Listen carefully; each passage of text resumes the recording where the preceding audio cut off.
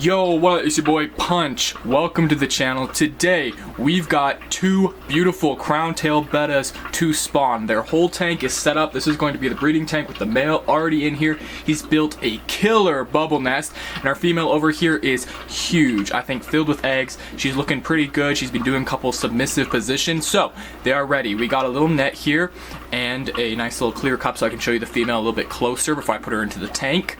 And yeah, this is gonna be really fun. Definitely risky process. Pray for our bettas, alright? But let's go get the female and get her in this tank. So I'm just gonna head over here and just try and scoop her up as professionally as I can. Alright, hello. Alright, so I got the female right here in this cup. You can check her out there. She's absolutely gorgeous.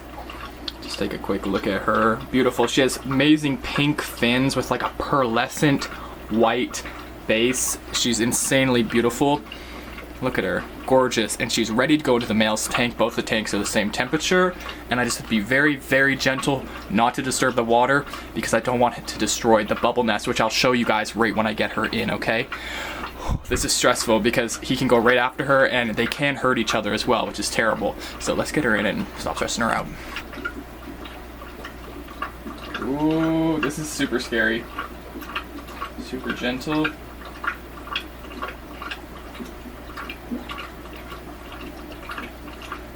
To let her slowly come out. We got our boy acting like a psycho. Please be normal. Here she comes. Ooh, they're already being a turd. Alright, I'm gonna get this cup out of here.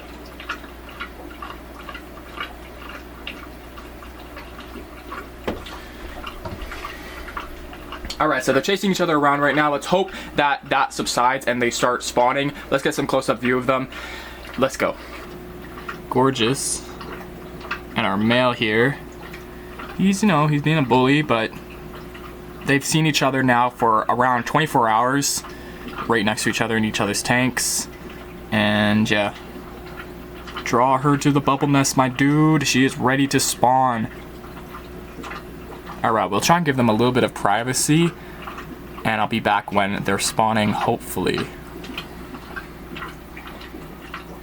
Oh, we gotta peer over the top just a little bit. We got our lady right there. Check her out. And we got the bubble nest over here. Let's take a look at the bubble nest. It's looking really, really nice. The boy over here harassing our lady.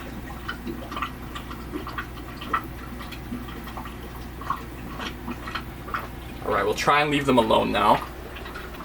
Alright, so, while the bettas are getting to know each other a bit, let's do everyone's favorite part of the video, drink of the day. We got a brand new flavor here. Found it at Walmart, shout out to Walmart. But we got Monster Ultra Vice Guava.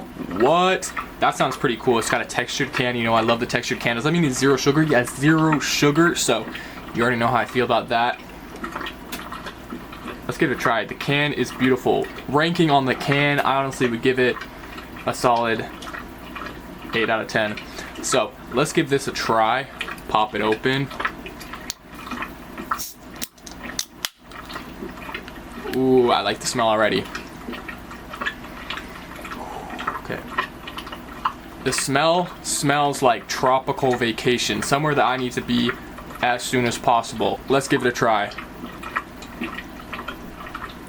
Whoa. Whoa. Alright.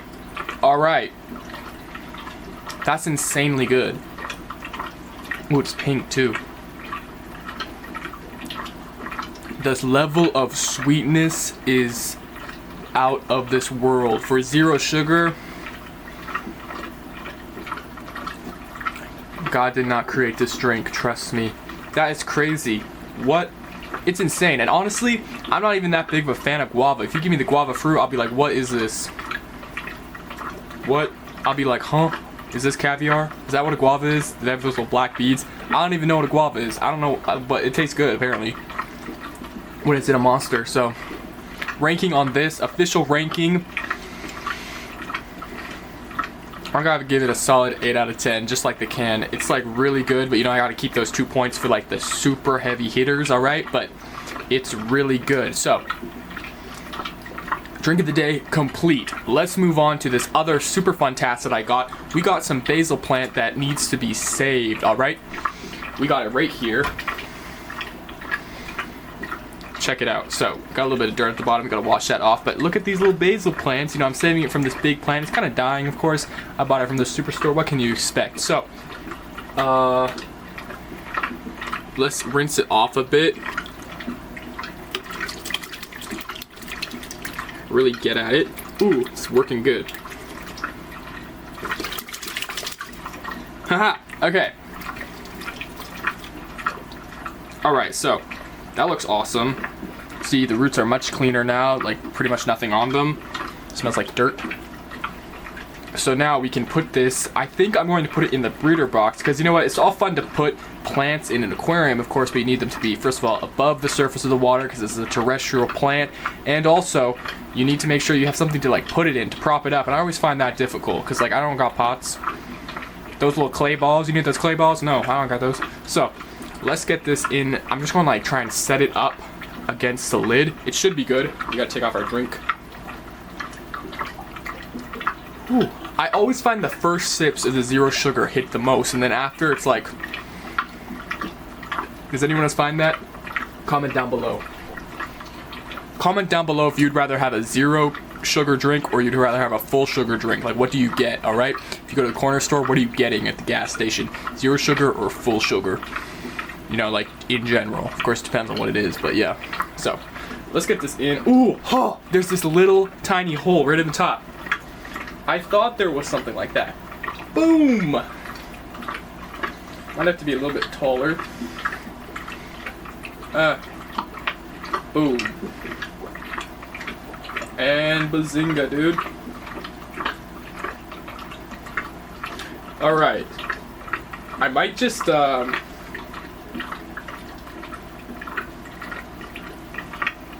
leave them like that, kind of, oops. I might just leave them like that, a little bit sprawled out. I'll get you a little bit of a closer view just in a second, but yeah, it's, you know, the roots are all touching the water, and I was thinking that hopefully if this basil does grow and develop, it can grow those roots into this breeder box here, so when the female is ready to give birth, which let me tell you, this one female looks like she swallowed a cardboard box, okay, a long rectangle box, looks like she swallowed it, it's like she's a boa constrictor, alright? I think she's ready to give birth, alright? Any second now, any day now. So if you guys want to watch that, make sure that you subscribe because I'll be posting it as soon as she gives birth, alright? I'm going to be up in the middle of the night probably filming them. So make sure you do that because I'm super excited for that. But yeah, okay, let's give you a bit of a closer look at the plant, what I've done with the plant. Ta-da! So here is what it looks like. It's very pathetic. This is like a weak effort. But yeah, honestly, it probably will work, to be honest, because basil's pretty hardy.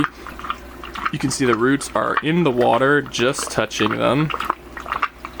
And yeah, just think about all the roots all down here, like covering this area, like maybe push to the side a bit, and the female can like dart in and out, or the fry can go in the roots if they're like super thick, you know, maybe the female wouldn't be able to eat them. Honestly, I think it could be like really, really sick. And yeah, here's the guppies too, a little close up look at them. Where's the big female? Is that the big female? Oh, that might be that one right there. Look how big she is. Dude, that's insane. She's massive. She's massive. This one's also pretty big. There's this one and she's a bit skinny, but what? Skinny as in not like looks like she swallowed a box like this one. She's not, she's like skinny, I suppose. But look at this one, dude. What? Bro, that's wild. That is wild. Alright, so I'll just go and chill out for a bit and feed some of the fish and all that sort of stuff, and I'll be back when I have an update on the bettas, hopefully in the evening, and if they haven't spawned by the evening, I'll let you all know. Alright, so it's around 9:30 p.m. at night, and I put the bettas in around at noon, so it's been about 9.5 hours. Big math. So that's a good decent amount of time. However, I've read online that you can keep them in with each other for around 48 hours. What I've done in the past is, once they didn't spawn for an entire day, you know what I mean, from like 8 a.m. to 8 p.m. when I was about to go to bed, I would usually take out the female because I'd be scared. I'm just like, they didn't spawn, you know what, she needs a couple more days, and then I would put her in maybe like the next day even, or in a couple more days. But with these dudes, I'm going to try a new method. I'm just going to keep them in there together, turn off the lights because it's bedtime, and we'll see if that maybe in the morning I'll wake up really early, maybe 5 a.m., turn on the lights, and see if that will initiate them to spawn. We're doing a new method, and I'm excited to see what happens with it. If you guys are excited, make sure you subscribe down below, because that should be tomorrow's video. I could be giving you guys an update on the bettas if they spawn. If they don't spawn, I'll tell you that too, of course, and we'll get the female all conditioned back up, alright? But I really think that we're going to get eggs out of her, because the dude is just, he's super amazing. His boldness is crazy. So yeah, if you guys want to watch that, make sure you subscribe down below and like the video. But with all that being said, punch out.